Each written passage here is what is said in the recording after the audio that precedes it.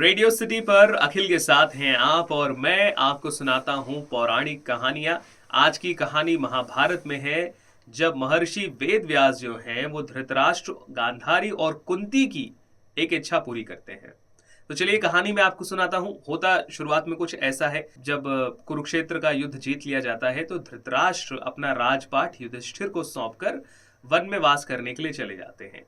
यहाँ पर धृतराष्ट्र होते हैं, कुंती होती हैं, गांधारी होती हैं, विदुर होते हैं। इसके अलावा और जो अन्य मंत्रीगण हैं ये भी अपने राजा के साथ चले जाते हैं। वन में रहते समय काफी समय बीत जाता है तो महर्षि वेदव्यास जो हैं वो उनसे मिलने के लिए आते हैं। महर्षि वेदव्यास अकेले नहीं आते हैं, उनके साथ अलग अलग ऋषि मुनि युधिष्ठिर आते हैं। युधिष्ठिर के साथ धृतराष्ट्र महर्षि वेदव्यास का सत्कार करते हैं। सारे लोग चौकी लगाते हैं, जैसे कहते हैं ना कि महर्षि वेदव्यास जी एक जगह बैठे हैं, गांधारी, कुंती, धृतराष्ट्र, द्रौपदी, बाकी सारी स्त्रियां, सभी लोग वहां पर होते हैं, सब लोग बैठे होते हैं। और अब यहाँ पर बातचीत शुरू होती है। तो जो धृतराष्ट्र होते हैं, महर्षि वेदव्यास उनसे प्रसन्न होकर पूछते हैं कि महाराज, तुम और गांधारी अपने मृत पुत्रों की शोक से निरंतर ग्रसित रहते हो। तुम दोनों के हृदय में सर्वदा दुख बना रहता है, मैं उसे जानता हूं। कुंती और द्रौपदी के हृदय में भी वही दुख है, तथा श्री कृष्ण की बहन अपने पुत्र अभिमन्यु के मारे जाने का जो दुख सहन कर रही है वो भी मुझसे छिपा हुआ नहीं है। वास्तव में तुम सब लोगों का समागम सुनकर ही मैं तुम्हारे मानसिक संदेहों का निवारण करने के लिए यहाँ पर आया हूँ। ये देवता, गंधर्व, महर्षि आज मेरी चिर संचित तपस्या का प्रभाव देखेंगे। महाराज बोलो, मैं तुम्हारी कौन सी कामना पूर्ण करूं? आज मैं तुम्हें मनोवांछित फल देने के लिए तैयार हूं, तुम मेरी तपस्या का फल देखो। धृतराष्ट्र कहते हैं कि भगवान, आज मुझे आप जैसे साधु पुरुषों का समागम प्राप्त हुआ। यह आपका मुझ पर महान अनुग्रह है, इससे मैं अपने आप को धन्य समझता हूँ। आज मेरा जीवन सफल हो गया, इसमें तनिक भी संदेह नहीं कि मैं आप लोगों के दर्शन मात्र से ही पवित्र हो गया। परंतु मेरे मन में एक संशय है, महाभारत युद्ध में जो मेरे पुत्र और पौत्र मारे गए, उनकी क्या गति हुई? उनकी याद करके मेरा चित्त हमेशा दुखित रहता है। मेरे पापी पुत्रों ने पृथ्वी का राज्य पाने के लोभ से शांतुनंदन भीष्म और वृद्ध ब्राह्मण द्रोणाचार्य के साथ ही बहुत बड़ी सेना को मरवाकर समस्त कुल का संहार कर डाला है। इन सब बातों का निरंतर स्मरण करके मैं दिन रात आग में जलता रहता हूँ। धृतराष्ट्र का शोक सुनकर गांधारी का शोक फिर से नया हो गया। वे पुत्र शोक से आकुल होकर खड़ी हो गई और अपने ससुर वेदव्यास जी जो है, महर्षि वेदव्यास जी उनके ससुर थे, उनसे हाथ जोड़कर कहती हैं कि मुनिवर, इन महाराज को अपने मरे हुए पुत्रों के लिए शोक करते हुए 16 वर्ष बीत गए, किंतु अब तक इन्हें शांति नहीं मिली। पुत्र शोक से संतृप्त होकर ये सदा आह भरते हैं, रात भर इनको नींद नहीं आती।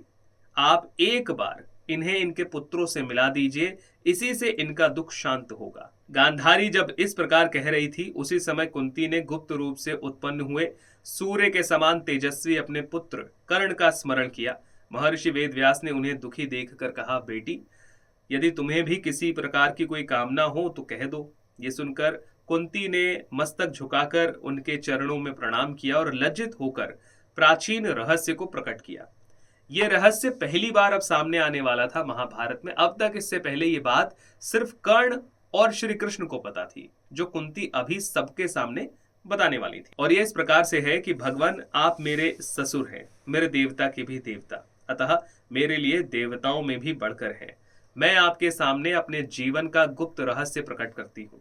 सुनिए, एक समय की बात है, परम क्रोधी महर्षि दुर्वासा मेरे पिता के यहाँ भिक्षा के लिए आए। मैंने उन्हें अपनी की हुई सेवाओं के द्वारा संतुष्ट किया। मेरा बर्ताव पवित्र और हृदय शुद्ध था। मेरे द्वारा उनका कोई अपराध नहीं हुआ। क्रोध करने के अनेकों अवसर आए, किंतु एक बार भी मैंने उन पर क्रोध नहीं किया। इससे संतुष्ट होकर वे महामुनि मुझे वरदान देने लगे। उन्होंने कहा, मेरा दिया हुआ वरदान तुम्हें अवश्य स्वीकार करना पड़ेगा। उनकी बात सुनकर और शाप के डर से मैं बोली, आपकी जो आज्ञा हो मुझे स्वीकार है। तब वे बोले, भद्रे, तुम जिन जिन देवताओं का आवाहन करोगी वे तुम्हारे अधीन हो जाएंगे। ऐसा कहकर वो चले गए। ये बात सुनकर मैं बड़ी आश्चर्य में पड़ी। उस समय मैं बाल्य अवस्था में थी। मैं महल की छत पर गई। उसी समय सूर्यदेव का उदय हुआ। महर्षि दुर्वासा के वचनों का स्मरण करके मैंने उनकी ओर देखा और इतने में ही भगवान सूर्य मेरे पास खड़े हो गए। उन्होंने 2 शरीर धारण किया। एक शरीर से वो सूर्य की तरह आसमान में चमक रहे थे और दूसरे शरीर में वो मेरे सामने थे। उन्होंने कहा, देवी मुझसे कोई वर मांगो। किंतु मैंने उनके चरणों में प्रणाम करके कहा, भगवान मुझे कुछ नहीं चाहिए, आप कृपा करके चले जाइए। जिस पर सूर्य देवता ने कहा कि देवी मेरा आवाहन व्यर्थ नहीं हो सकता, तुम्हें कोई ना कोई वर अवश्य मांगना होगा, वरना मैं तुम्हें और तुम्हें वर देने वाले ब्राह्मण दोनों को भस्म कर दूंगा। इतना कहने के बाद मैंने उनसे कहा कि भगवान मुझे आपके समान पुत्र पैदा हो, और इतना कहते ही सूर्य देव का तेज मेरे शरीर में प्रविष्ट हो गया। जिसके बाद उन्होंने कहा, देवी तुम्हें एक पुत्र उत्पन्न होगा। ऐसा कहकर वे आकाश में चले गए। तब से इस घटना को मैंने पिताजी से भी गुप्त रखा। महल के भीतर रहने लगी और गुप्त रूप से पुत्र उत्पन्न हुआ तो उसे मैंने पानी में बहा दिया, वही कर्ण था। उसके जन्म के बाद मैं पुनः भगवान सूर्य की कृपा से कन्या भाव को प्राप्त हो गई। ये मेरा कार्य पाप हो या अपाप हो, मैंने आपके सामने प्रकट कर दिया है। यदि पाप भी हो तो भी उसे आप दूर कर सकते हैं। इस समय मैं अपने उसी पुत्र कर्ण को देखना चाहती हूं। कुंती के इस प्रकार कहने पर महर्षि वेदव्यास ने कहा, बेटी तुमने जो कुछ कहा वो सब सत्य है। ऐसी ही होनहार थी, इसमें तुम्हारा कोई अपराध नहीं है, क्योंकि उस समय तुम अभी कुंवारी बालिका थी। देवता लोग अणिमा आदि ऐश्वर्य से संपन्न हैं, अतः दूसरों के शरीर में प्रविष्ट कर जाते हैं। तुम इसकी चिंता त्याग दो।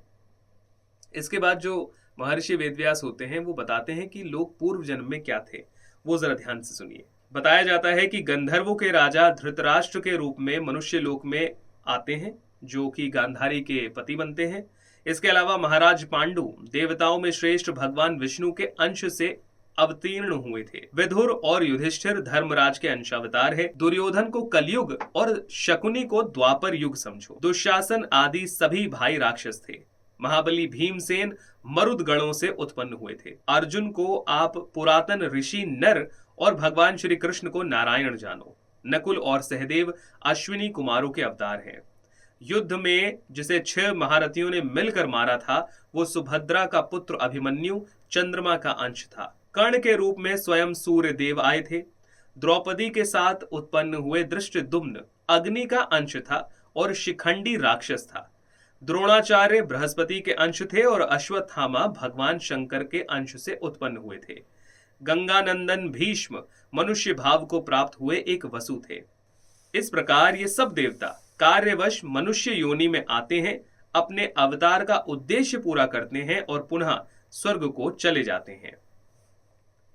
इस समय सब लोग गंगा के तट पर चलें, वहीं सबको अपने मरे हुए पुत्रों के दर्शन होंगे। इसके बाद वैशंपायन जी जो जन्मजय को महाभारत की कथा सुना रहे हैं वो कहते हैं कि राजन महर्षि के वचन सुनकर सब लोग सिंह के समान गर्जना करते हुए प्रसन्नता पूर्वक गंगा के तट की ओर चल दिए। राजा धृतराष्ट्र अपने मंत्री, पांडव, मुनिगण और गंधर्व समुदाय के साथ गंगा जी के समीप पहुंचे। धीरे धीरे वो सारा जन समुद्र गंगा तट पर पहुंचा और सब लोग अपनी अपनी रुचि और सुविधा के अनुसार जहां तहां ठहर गए। मृत राजाओं को देखने की इच्छा से सभी लोग वहां रात होने की प्रतीक्षा करने लगे। वह दिन उन्हें 100 वर्षों के समान जान पड़ता था। सूर्य नारायण के अस्त होने के बाद संध्या आई। धर्मात्मा राजा धृतराष्ट्र पवित्र और एकाग्रचित्त होकर पांडवों और ऋषियों के साथ व्यास जी के निकट जा बैठे। कुरुकुल की स्त्रियां गांधारी के साथ बैठ गईं और नगर और प्रांत के निवासी भी अवस्था के अनुसार बैठ गए। उसके बाद महातेजस्वी मुनीश्वर व्यास जी ने भगीरथी के पवित्र जल में प्रवेश किया और पांडव कौरव पक्ष के समस्त योद्धाओं तथा भिन्न भिन्न देशों के निवासी राजाओं का आवाहन किया। उस समय पानी के भीतर वैसी ही ध्वनि सुनाई दी जैसे कुरुक्षेत्र में कौरव पांडवों की सेना के एकत्रित होने पर सुनाई दी थी। थोड़ी ही देर में भीष्म, द्रोणाचार्य आदि हजारों वीर सैनिकों सहित जल से बाहर निकले। पुत्रों और सेनाओं सहित राजा विराट, द्रुपद, द्रौपदी के 5 पुत्र, सुभद्रा के पुत्र अभिमन्यु, घटोत्कच, कर्ण, दुर्योधन, शकुनी, दुशासन, भगदत्त, जलंधर, भूरिश्रवा आदि सभी लोग अनेकों संख्या में वहां पर उपस्थित हो गए और जल से प्रकट हुए। जिस वीर का जैसा वेश, जिस तरह की ध्वजा और जैसा वाहन था, उसी से युक्त वो दिखाई दिया। सबने दिव्य वस्त्र धारण कर रखे थे। सभी के कानों में दिव्य कुंडल जगमगा रहे थे। उस समय वे वैर, अहंकार, क्रोध इत्यादि को छोड़ चुके थे। गंधर्व उनका यश गाते और बाकी लोग उनकी स्तुति करते।